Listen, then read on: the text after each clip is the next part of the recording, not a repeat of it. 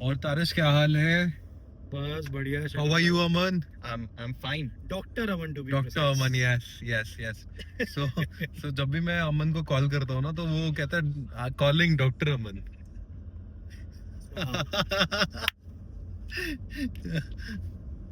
यार अब मेरे को एक मेन सवाल पूछना है अमन भाई कि health from a medicine practitioner point of view है क्या?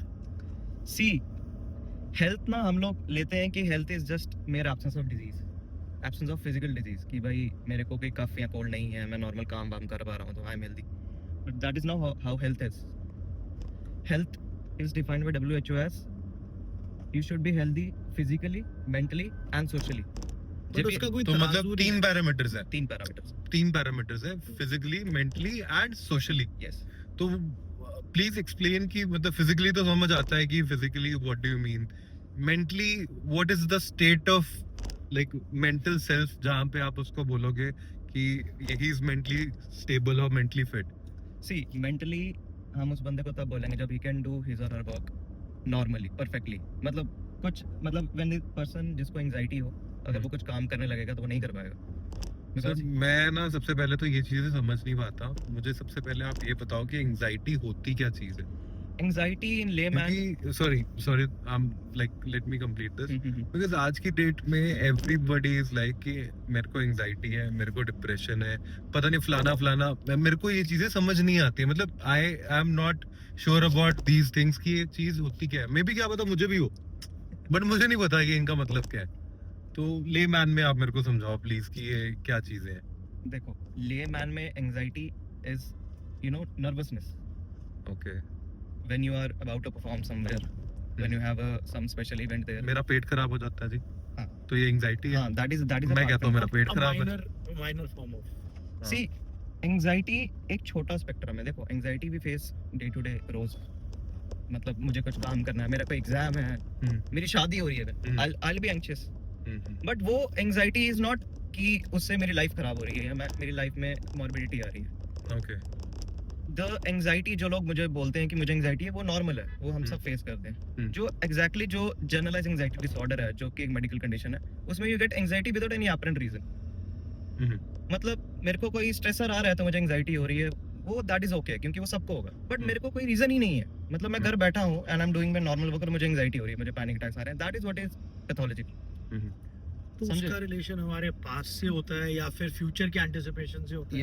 यस, फ्यूचर के एंटिसिपेशन, मतलब इट इज कॉल्ड कि एंजाइटी फ्यूचर एंटिसिपेशन से होती है और डिप्रेशन पास्ट से होती है। अच्छा, this is the main difference. क्या होता है main difference? Main difference is कि एंजाइटी और डिप्रेशन में मतलब कि फ्यूचर से अगर कुछ हो रहा है तो दैट इज एंजाइटी, Yes. और पास्ट से कुछ हो रहा है तो दैट इज डिप्रेशन। यस, कुछ हाँ मतलब भाई। कि उसमें आपको पास्ट आपको जीने नहीं दे रहा या फिर आपको फ्यूचर की सोच तड़पा रही है? दोनों। मतलब एंजाइटी इज फ्यूचर जो आपको दिक्कत दे रहा है, और ठीक। डिप्रेशन इज जो आपको पास्ट दिक्कत दे रहा तो बेसिकली हम the right word, because it is all mental, तो it is called mental illness, है। यस। है ना? एंड एक और चीज, अब जैसे आपने कहा फिजिकल, मेंटल, सोशल, तो कोई तराजू भी तो नहीं है इनको तोलने का, या है?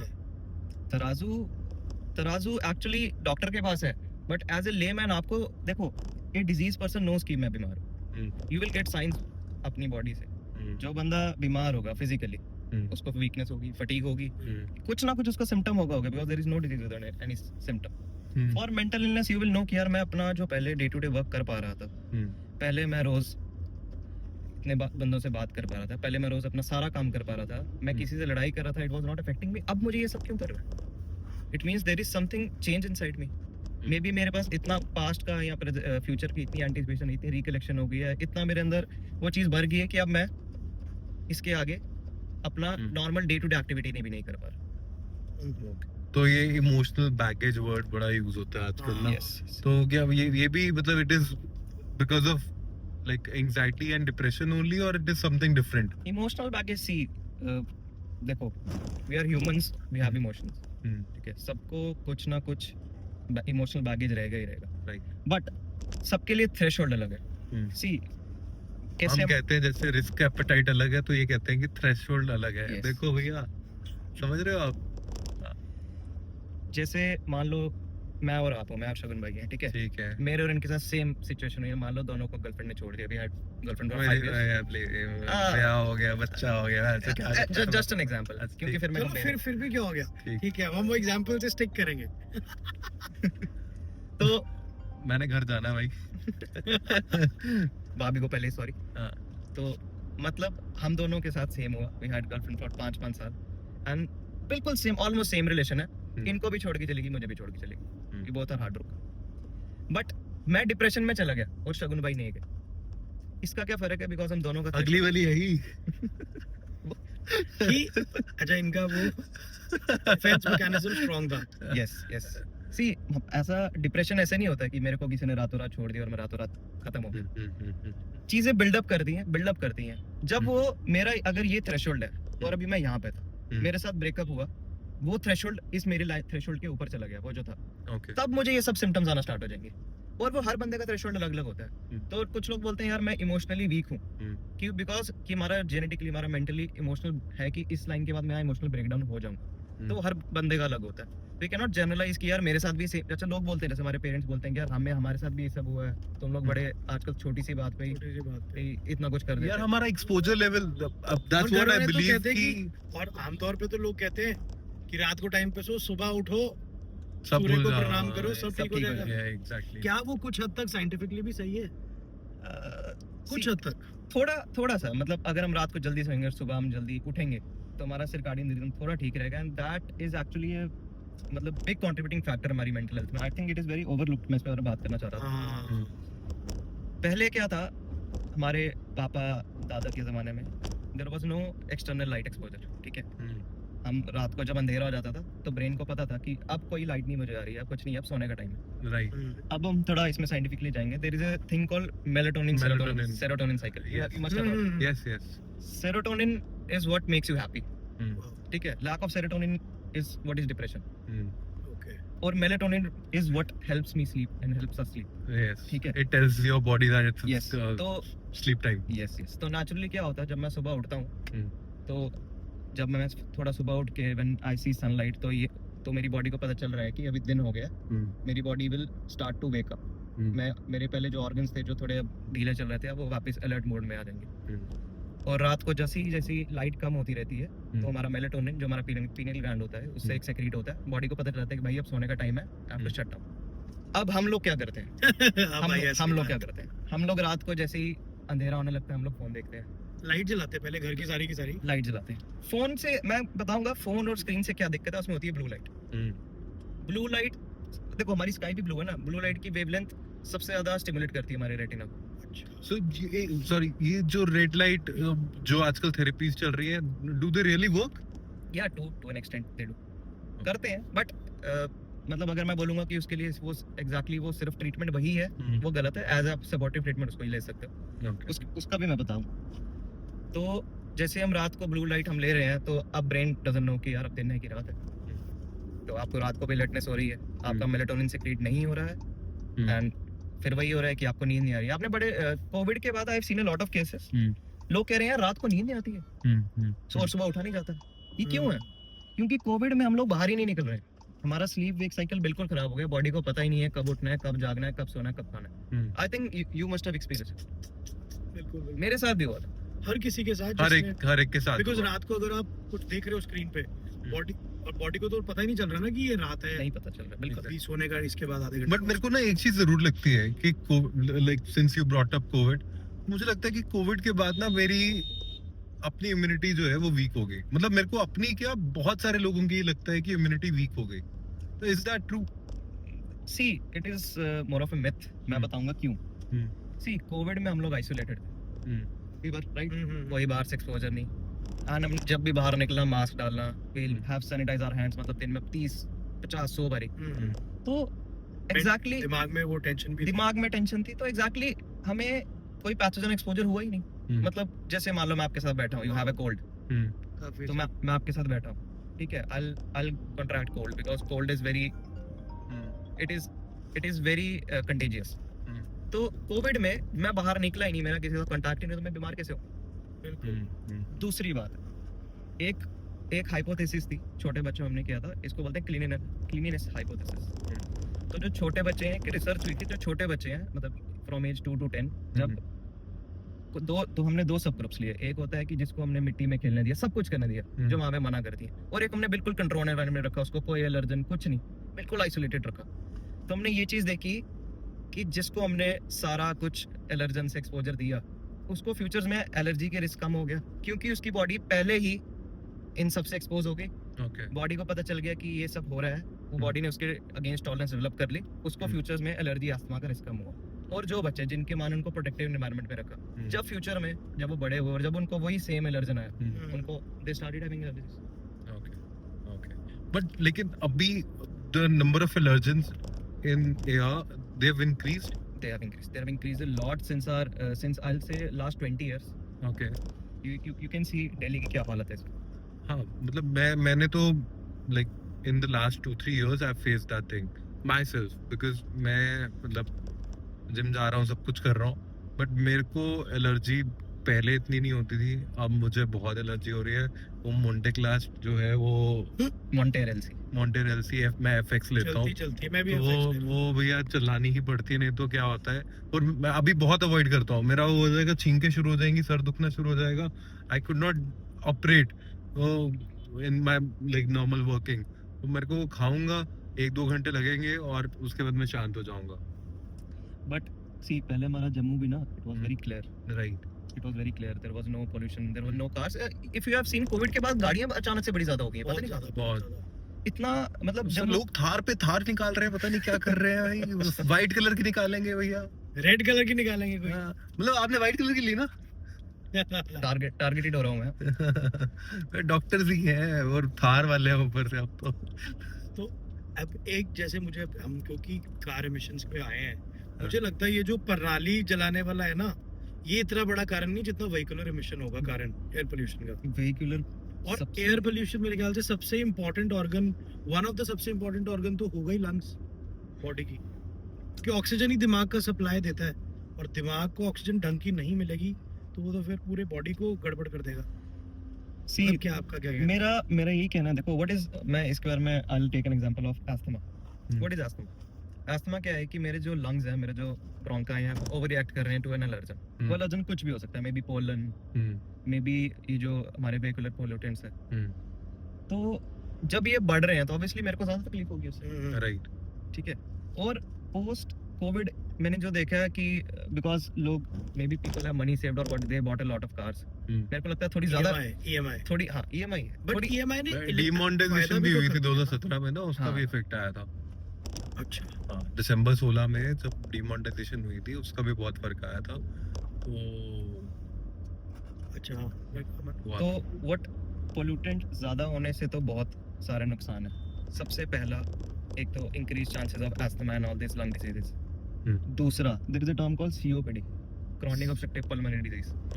अर्लियर इट वाज सीन कि ये सिर्फ स्मोकर्स में ही हो रही है, जनरली स्मोकर्स में ही होती है, बट आजकल पोल्यूशन इतना है, like in Delhi it's like कि आप एक दिन की अगर वहां सांस लो तो you are like taking 100 cigarettes a day, है कि नहीं? राइट। तो इट इज एसेंशियली कि आप सिगरेट ही पी रहे हो, तो यू विल डेवलप दोस। उसके बाद the next incidence is lung cancer, बहुत ज्यादा लंग कैंसर हो रहा है, and I think vehicle pollution is one of the things इसके लिए। बिकॉज पहले सिर्फ ज्यादा देखते थे कि स्मोकर्स में ही हो रहा है, अब नॉर्मल पॉपुलेशन में भी ज्यादा हो रहा है। क्यों हो रहा है? देयर इज अ, और एक मतलब सबसे इम्पोर्टेंट, आपको क्या लगता है कि एक तो हुई बात लंग्स की, बट सबसे इम्पोर्टेंट ऑर्गन या फिर ऑर्गन सिस्टम जैसे हम कहते हैं कि हेल्दी भैया रहने के लिए, मतलब ब्रेन जो है, जैसे अभी आपने कहा कि भैया मेरी फिजिकल फिटनेस चाहिए, मेरी मेंटल फिटनेस चाहिए, यार अभी आपने सोशल फिटनेस समझानी है बाद में ना, बट मेंटल फिटनेस के लिए तो आपका ब्रेन इज मतलब it should be the top most thing, कि अगर क्योंकि that is the only single organ which is responsible for your mental fitness, right? तो बट मतलब ऐसा कौन सा ऑर्गन है जो सबसे ज्यादा प्रोन है डिजीज को, लाइक जैसे फॉर एग्जांपल लंग्स और किडनी और समथिंग एल्स? सी एक्चुअली हर एक ऑर्गन हर एक अलग अलग चीज से प्रोन है, मतलब उसको हर ऑर्गन को अलग चीज डैमेज करती है। राइट। बट सबसे ज्यादा जो बर्डन है ना मॉडर्न मेडिसिन में जो मैंने देखा हुआ है, it is cardiovascular disease. Okay, ठीक है। सबसे ज्यादा mortality, the leading cause of mortality in world is the CVD, cardiovascular disease. be it a stroke, be it heart attack, be it any of this. You must have seen कि आजकल बड़े young लोग कर रहे हैं heart attack. वो क्या कारण है, What उसका is क्या that? कारण है? इसके एक्चुअली बहुत मल्टीपल कारण है, वी कैन नॉट एक गो टू अ सिंगल कारण. सबसे ज्यादा जो मुझे बड़ा फैक्टर लगता है वो है stress. What stress does is stress releases a hormone called cortisol.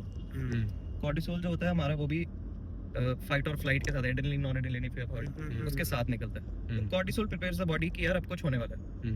जब वो ज्यादा देर रहेगा ना, what cortisol does is it starts to store fat. Okay. ठीक है, you have seen lot of people जिनको सेंट्रिपिटल obesity होती है, सिर्फ पेट में ही होता है, बाकी they are very lean. तो उससे क्या होता है कि body starts to store fat. ठीक है, तो उससे क्या होता है जो हमारी ब्लड वेसल्स हैं उनमें और फैट इकट्ठा हो रहा है, it gets calcified, it gets narrowed. सीधी बात है, एक पाइप है, उसके जब वो उसके अंदर गंद जमता जाएगा it is bound to collapse, right. तो जब वो कोलैप्स होगी you will have an heart attack. दूसरा जो यंग में जो भी है that is our nutritional habits. Yes. ठीक है, जो हम जंक फूड खा रहे हैं, और आजकल तो इतना फास्ट फूड का ट्रेंड है, आई डोंट नो क्यों. रोज किसी को मोमोज, ये पिज्जा वगैरह ये सब खाना है. आज क्या खाएंगे? तो मतलब your nutrition decides. Right. You're very right about that. मतलब even मैं मतलब अपने आप को तो आप क्या कहते हो कि मतलब वो जो पुराने वाले थे नुस्खे, जैसे दादी माँ वाले नुस्खे या आयुर्वेद, वो उस टाइप की लाइफ जीना आज के टाइम पे प्रैक्टिकली पॉसिबल है? See, Ayurveda, what the fun with Ayurveda is, I'm not degrading any of the practices, but Ayurveda ka the thing is कि it is not proved. Ayurveda is like कि it works or it doesn't work, but scientifically या किसी हमने trial में ये नहीं देखा कि ये काम करता है कि नहीं करता है. तो मैं किसी कोई बंदा है जिसको हार्ट अटैक आ रहा है तो मैं आयुर्वेदा के उसको उस पे नहीं छोड़ सकता ना. एक प्रिवेंटिव मेडिसिन, प्रिवेंटिव, हाँ, मतलब जैसे फॉर एग्जांपल ठीक है, अगर आज मैं एक एग्जांपल से जैसे अगर मैं बीमार होता हूँ तो मेरे को लगता है कि यार मेरे को इंस्टेंटली ठीक होना, मुझे ऑफिस जाना है, मुझे ये काम करने, मुझे जिम भी जाना है. और मेरे फादर का ये है कि वो सब काम करते हुए भी वो कहेंगे कि मैंने कोई मेडिसिन नहीं खानी है. वो सब काम कर रहे होंगे, वो उसको एक्चुअली मतलब वो बॉडी में फेस कर रहे होंगे बार बार, और वो उसके लिए यही होगा कि आयुर्वेदिक कोई चीज पकड़ लेंगे या फिर घर के नुस्खे जो होते हैं वही पकड़ लेंगे कि भैया इसको ऐसे ही सॉर्ट करना है मेरे को. वो मेंटल बिलीफ इतना स्ट्रांग होगा कि वो ठीक हो ही जाता होगा. मे बी ये भी हो सकता है ये क्या? भी एक game है. See, the thing is with any disease, देखो अल्टीमेटली आपकी बॉडी को ही लड़ाई करनी है ना. हम तो सिर्फ एडजंक्ट्स देते हैं कि चलो हम थोड़ा बॉडी को पुश देते हैं यार तू लड़ ले. दवाई देके, ठीक है, किसी को कॉमन कोल्ड हो गया, मान लो कि मुझे कॉमन कोल्ड हो गया, ठीक है, पहले हम वो काढ़ा पीते हैं, ये वो दैट इज वो सिर्फ सूथिंग के लिए कि मेरे गले में दर्द है थोड़ा सूथ हो जाएगा. अल्टीमेटली जो वायरस है बॉडी को तो खुद ही लड़ना ना उससे. मैं तो सिर्फ उसकी हेल्प कर सकता हूँ कि यार चलो मैंने आपको मॉन्टेर इफेक्ट्स दे दी, आपके सिम्टम्स रिलीव हो गए, बॉडी तो लड़ रही है अंदर से. बिल्कुल. अब सेम लेट्स सी कि आपको भी सोर थ्रोट हुआ और एक और बंदा है जिसको सोर थ्रोट हुआ, but he is an elderly person. आपका सोर थ्रोट ठीक हो जाएगा because you have a good immunity. वो elderly person he will develop pneumonia because उसकी इम्यूनिटी कम है, उसकी वो बॉडी फाइट ऑफ इन्फेक्शन नहीं करवा रही है. बट क्या एज से इम्यूनिटी इफेक्ट होती है सिर्फ, मतलब is age a parameter for immunity? Yes, age is a parameter for even many of the treatment protocols. कि मुझे किसी बंदे को एग्जैक्टली क्या ट्रीटमेंट देना है वो भी एज पे डिपेंड करता है. ओके. मुझे किसको एडमिट करना है, फिर there is a elderly person 60-65 से ऊपर, तो मुझे उनको उन डिजीज के लिए भी एडमिट करना है. ओके. जो नॉर्मली मैं किसी बंदे को बोलूंगा कि यार तू घर पे बैठ के ठीक हो जाए. ओके. तो age, see with age and underlying disease. Yes. Okay. And जो उसका हेल्थ का, फिटनेस का लेवल आप जज करोगे टेस्ट देख के मे बी. अच्छा, और वो जो सोशल फिटनेस आप कह रहे थे या social health, what is that? Social fitness means कि I am able to blend in a society. मान लो मैं फिजिकली भी हेल्दी हूं, मैं मेंटली भी हेल्दी हूं, बट मैं किसी से बात ही नहीं कर पाता. मैं किसी फंक्शन में नहीं जा पाता, मैं सोसाइटी में किसी से बात नहीं कर पाता, मैं कोई तो स्पोर्ट्स ये वो तो मेरे को लगता है मेंटली आ गया फिर से, वो तो है ना? नहीं, बट वो सोशली हो गया ना, आप सोशलाइज कर रहे हाँ, हो. मतलब मेरे को लगता है अल्टीमेटली तो that is also part of mental health. वो तो फिजिकल भी ऐसे कहीं ना कहीं मेंटल हो गया. हाँ, मतलब ये तो मतलब ऑल इंटरकनेक्टेड है. ऐसा सी ये सब इंटरट्वाइंड है आपस में. मैं किसी भी एलिमेंट को अलग से नहीं रख सकता कि हाँ यही है बस. जब ये तीनों चीजें सही होंगी यू विल ऑटोमेटिकली सी कि मैं आई एम फिट. एंड काफी ज्यादा मतलब फोन इंटरेक्शंस के कारण व्हाट वी नोटिस, जो मैंने नोटिस किया कि जो 20 के नीचे के लोग हैं वो उनको मुश्किल हो रही है इंटरेक्ट करने में दुनिया से, क्योंकि न्यूक्लियर फैमिलीज भी हैं. एंड आस पड़ोस में भी, नेबरहुड में भी बातचीत नहीं है, वो आसपास क्रिकेट खेलने का कल्चर भी खत्म हो गया है। अरे भाई कितना गली क्रिकेट खेलते थे, अब तो कोई देखते ही नहीं है हम कि कुछ हो भी रहा है। आजकल बस वो पबजी। हाँ yes yes yes yes yes. What I have scene is लोगों ने ना मतलब आफ्टर कोविड छोड़ ही दिया है कि हमें फिजिकल इंटरेक्शन भी कुछ करनी है। मैं ये हाँ। बड़ा अच्छा टॉपिक है। I was reading a research. तो मतलब when you physically touch someone ना, तो not romantically, even handshake, even हाँ, handshake. even Yeah, with your friend, तो it releases मैं कुछ dopamine. नहीं बोलूंगा, मैं कुछ बोलने वाला था, गंदा था वो ना। even किसी को नॉर्मल आपने सिर्फ टच भी किया तो it releases dopamine and serotonin. You'll feel happy. तो मतलब जो कहते हैं कि you feel the energy of the other person, that is very much true that way. Yes, you do. See, जैसे हम देखते हैं whenever you are stressed, so people go and tend to hug their mothers. Yes. Why? Because Comfort, yeah, they seek comfort and Yes. they rush to your because mother. it is seen when a child is in stress and जब mother उसको hug करती है, dopamine is released. Child feels happy. Serotonin is released. He feels happy. Right. He feels calm. इसको लगता है कि अब मेरी जिंदगी की सारी टेंशन खत्म हो जा रही है। बिल्कुल। तो physical touch is a very important aspect of growth. I don't no आजकल के माँ बाप ने बड़ी चीजें ओवरलुक की हैं कि मतलब हम सिर्फ बच्चों को पैसे दे रहे हैं, हम इनको खिला रहे हैं, पिला रहे हैं, सब कुछ एमिनिटीज दे रहे हैं, बट हम प्रोटेक्टेड रहे बच्चा मेरे, कहीं हाँ, ज्यादा हम कोई इस- सोसाइटी में इसको परेशान ना कर दे। I have seen rich. भाई आज की डेट में तो मनी जो है ना, वही एक पैरामीटर मुझे लगता है कि लोगों को समझ आता है कि अगर हमने किसी को बच्चे को पैसे दे दिए या बच्चे को कोई चीज ला कर दे दी तो सब चीजें सॉर्टेड है। मतलब वो पहले जैसे लोग people used to happy only by seeing each other, वो चीजें ना खत्म हो रही हैं आहिस्ता आहिस्ता। तोलते हैं हर कोई एक दूसरे को हाँ कि एग्जैक्टली ये इसका क्या वो स्टेटस है तो मैं इसके साथ जुड़ूं तो मेरा भी ऐसे हो। कोई नॉट जस्ट फॉर द, कोई किसी के साथ दोस्ती या बात जस्ट फॉर द वो जो इंसान है उसके कारण नहीं कर रहा। This is going absent now. हाँ हाँ दिस इज गोइंग वही, एब्सेंट वही। नाउ या। अच्छा मैं अमन एक चीज मैंने पूछनी थी कि ऐसी कोई मेडिसिन है जो आप रिकमेंड करोगे कि ना लो जी, बिल्कुल नहीं लेना, जो मर्जी हो जाए ना लो? वो सिर्फ एक ही मेडिकेशन है, हाँ जी। Self medication. ठीक है, एक तो ये फिर तो मेरे पापा को बोलना पड़ेगा ये ना। एक तो जब से ये चैट जीपीटी और गूगल आया ना, हाँ। तो बिफोर पीपल कंसल्ट ना, वो ना पहले ही ट्रीटमेंट लेके अपना डायग्नोसिस लेके आते हैं। There was a guy I remember, he was in my OPD and he says doctor साहब मुझे सिर में दर्द हो रही है बड़े दिन से, I think it's brain tumour. Because C Google आपको वर्स्ट से वर्स्ट ही बता देता होगा। वही बताता है मुझे लगता है। वर्स्ट ही बताएगा। आप हेडेक खोलोगे मुझे लगता है वो पहले ब्रेन ट्यूमर ही बोलेगा। उसको प्रॉम्प्ट देना नहीं आया होगा, उसने बोला ही होगा उसको कि भैया। So self medication is so dangerous. मतलब I can't even tell. I have seen taking people medicine, मतलब they take medicine from chemists. मतलब जिस मेडिसिन का कोई लेना देना नहीं है उससे। I have seen यार ये चीज को मतलब कंट्रोल नहीं लाया जा सकता कि जो केमिस्ट को मतलब कोई भी ऐसी मेडिसिन दे रहा है जेनरिक या कोई भी अदरवाइज, तो वो मतलब सिर्फ प्रिस्क्राइब्ड हो तभी दे। एज पर रूल तो वो yes. उसको नहीं देना चाहिए, बट एज पर प्रैक्टिस वो है। As per rules, we have Schedule H drugs. Okay Schedule H सिर्फ एक रजिस्टर्ड मेडिकल प्रैक्टिशनर ही दे सकता है। ओके, बट रेगुलेट कैसे होगा ग्राउंड लेवल? तो मतलब इनके ऊपर कोई चेक नहीं है क्या? कोई चेक नहीं। कोई चेक नहीं। ये गवर्नमेंट के पार्ट है, बहुत बड़ी गलती है, पता नहीं मुझे कि ऐसा क्यों करते हैं। यार बट हर कोई अफोर्ड भी तो नहीं कर सकता डॉक्टर की फीस। क्यों नहीं कर सकता? we have गवर्नमेंट हॉस्पिटल्स, किसके क्या लिए? उधर जाके लाइनों में लगो जुकाम फीवर के लिए, तो बंदा कहता है फार्मासिस्ट से ले लो for the ease. For I agree. Maybe in 70% of cases it works, but in 30% of cases जहाँ वो चीज़ हम पहले पकड़ सकते थे और वो केमिस्ट ने उसको ऐसे ही रफा दफा कर दिया। अच्छा, let me give a very चाहिए थी गैस की दवाई, दे दी पैरामिड। मेरे पास बड़ा अच्छा एग्जांपल इसका। There was a guy I know, he used to work out हमारे जिम में। तो उसको ना पेट में दर्द हो रही थी 2-3 दिन से। तो उसने मुझे कॉल किया कि अमन यार 2-3 दिन से पेट दर्द हो रही है एंड इट्स नॉट सेटलिंग। मैं केमिस्ट के पास गया, उसने मेरे 2 एंटीबायोटिक दिए एंड इवन इट्स नॉट ठीक। तो मुझे लगा कि नहीं, आई शुड इवैल्यूएट हिम। तो व्हेन आई एग्जामिन्ड हिम कि मुझे लगा कि मे बी इसको अपेंडिसाइटिस हो रखा है। तो फिर भी हमें अब टेक्निकली अल्ट्रासाउंड करवाना पड़ेगा क्योंकि देख के तो मैं बता नहीं सकता। तो जब हमने उसको देखा, जब मैं उसको यूएसजी करवाने ले गया तो उसका अपेंडिक्स परफोरेट कर गया। तो मतलब जहाँ तो उसका जनरली हो सकता है कि उसका लैप्रोस्कोपिक हमने सर्जरी करके या छोटे से इंसिजन से हमने उसका अपेंडिक्स निकाला था, हमें उसको इतना बड़ा पूरा पेट काट के खोल के करना पड़ा just because because of self medication. Just because of कि उसने सोचा कि यार क्या डॉक्टर को दिखाना है, 300 रुपए लगेगा तो हो ही जाएगा ठीक, नॉर्मल पेट दर्द होगी। दिस अप्रोच ये सबसे गलत है ना।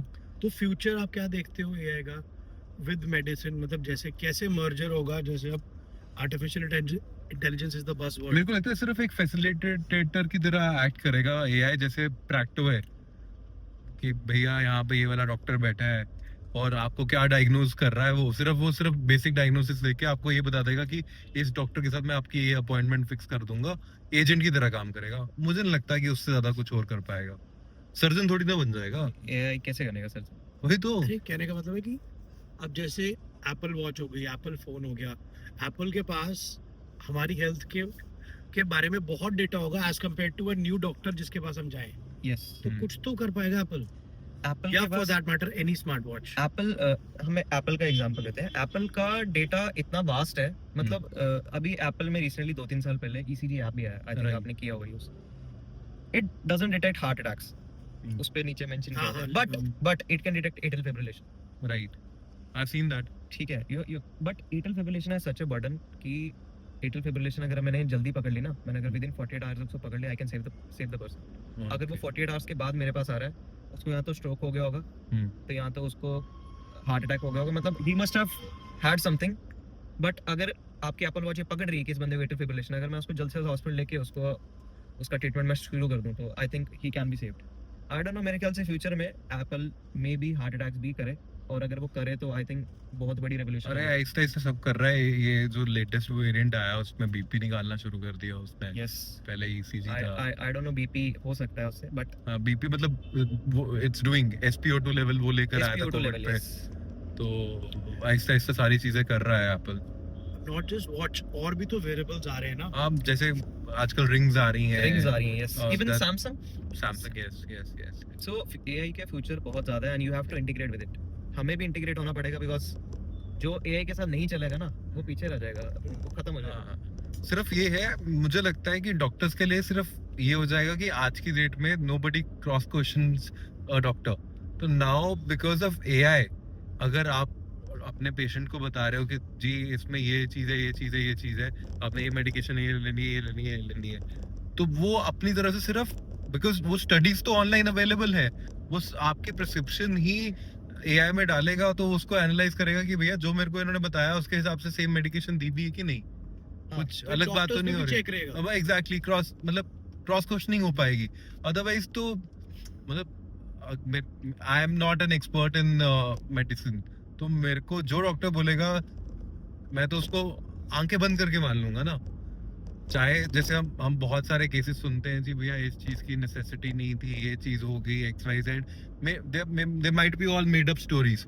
आई एम नॉट सेइंग कि मैं I am not defaming any profession और एनीथिंग लाइक दैट, बट चीजें तो ऐसा है ना कि मतलब वो एक डिफेमेशन कहीं ना कहीं प्रोफेशन में ओवर द टाइम आई तो है। आई थिंक देखो there are all sort of people, ठीक है ना, पुलिस वाले भी सारे खराब थोड़ी होते हैं, एग्जैक्टली। ठीक है ना। तो बट जैसे आपने बात बोली एआई की, लोग अभी भी क्रॉस क्वेश्चन करते हैं। दिस इज मतलब देयर इज अ गाय पिछले 40 साल से वो शराब पी रहा है, ही हैज उसका लिवर सिरोसिस हो गया बिल्कुल, he is about to need a liver transplant, and उसको आप दवाई दो, वो कहता है डॉक्टर साहब इसके साइड इफेक्ट है क्या कुछ? भाई एक guy smoking like for 40 years and उसको आप कुछ दवाई दो, सर इसका कुछ साइड इफेक्ट तो नहीं होगा? मतलब पीपल शुड नो कि what are you putting in your body. एक बात और मैं जो मेडिसिन के बारे में कहना चाह रहा था, लोग कहते हैं कि ड्रग्स के साइड इफेक्ट्स होते हैं जी बड़े।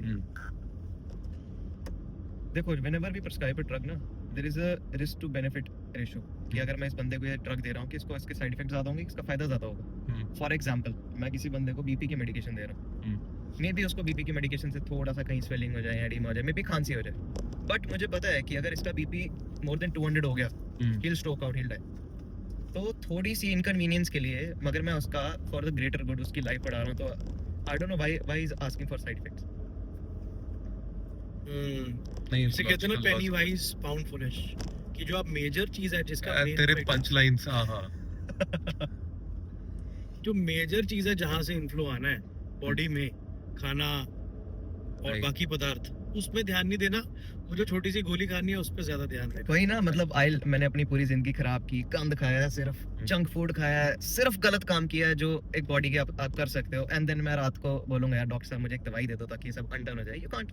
अमन, अपना इस टॉपिक को खत्म करने से पहले मेरा एक लास्ट क्वेश्चन है आपसे कि आज की डेट में, पहले इतना हम देखते थे कि विटामिन D3 की या फिर B12 की इतनी डेफिशिएंसी नहीं होती थी, तो अब इतनी क्यों हो रही है? बिकॉज मैं इनफैक्ट लास्ट 2 साल से मैं भी फॉलो कर रहा हूँ कि एवरी ईयर मैं विटामिन D3 का और विटामिन B12 का महीने एक का कोर्स तो कर ही लेता हूँ, क्योंकि एक बार तो मेरे भी टेस्ट बॉर्डर लाइन पे आए थे। तो like why is this happening?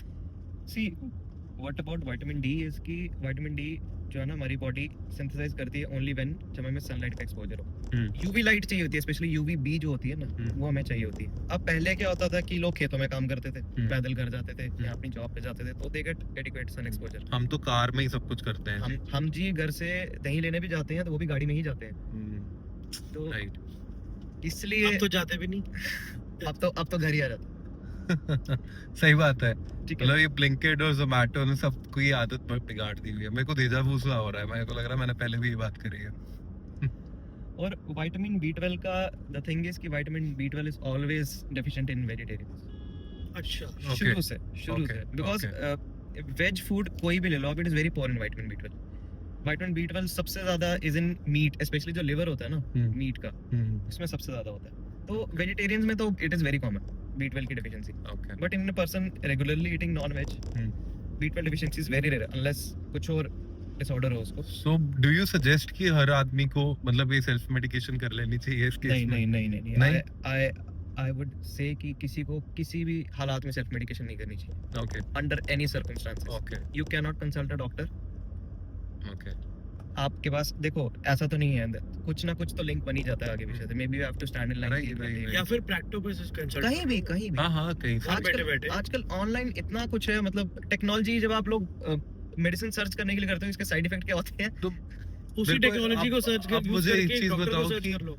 B12 और विटामिन D3 की डेफिशिएंसी अगर मतलब सपोजिंगली मैं नॉर्मल हूँ और मैं खा लेता हूँ, ऐसे ही कोर्स कर लेता हूँ, मतलब वही जो 4 टेबलेट्स खानी होती है आपने over the period of 4 weeks, तो क्या उसके कोई साइड इफेक्ट्स होंगे मुझे अगर मेरा नॉर्मल है सपोजिंगली? तो सी अगर नॉर्मल है, द नॉर्मल रेंज है 30 to 100 राइट। नैनोग्राम, ठीक है। हाँ। अगर आपका 30 to 100 रहता है तो ठीक है, बट अगर मैं रोज ही खा रहा हूँ, बिकॉज उसका जो कोर्स होता है ना it's only for 4 weeks, 4 weeks, take yes, it yes, once yes. Week, तो देयर इज अ कंडीशन फिर उससे हो जाती है, that is called hypervitaminosis D.